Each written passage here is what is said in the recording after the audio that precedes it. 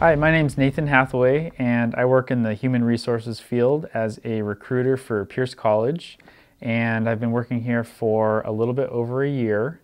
I've also worked in some other areas of recruitment in my past work experience that has prepared me for this position here. I've worked as a supervisor before, done a lot of hiring type of activities, and I just really enjoy working with other people.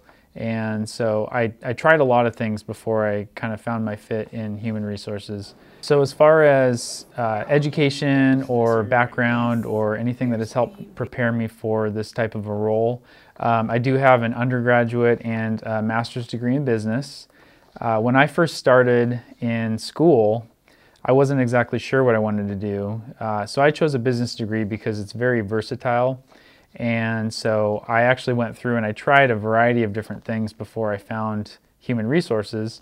And so I feel like a business degree really prepares you for kind of just the basics of the work world. So you get communication classes, which help you to communicate with other people.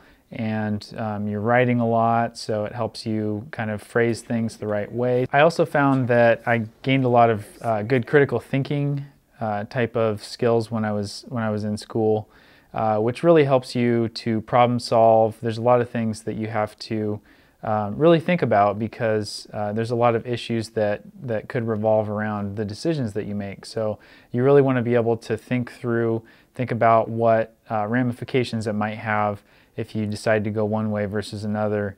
And so I feel like that school really helped me do that. In HR, we definitely work in a team setting. Me and my coworkers, we all back each other up.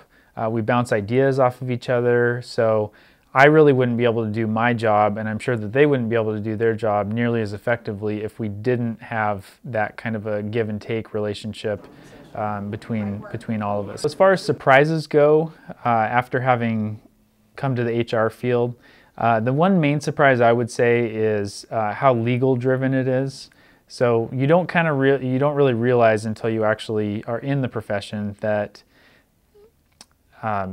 we constantly have to be thinking about the legal aspects. Are we complying with labor laws? Are we, if we have information requests, are we doing things the appropriate way?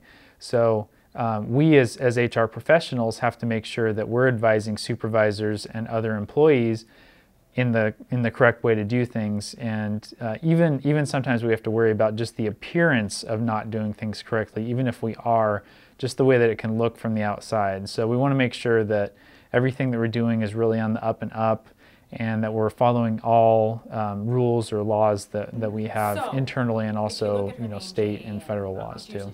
So the economy has affected recruitment in several ways. One, we're getting a lot more applicants in our recruitments, and so that really makes it easier and harder for us.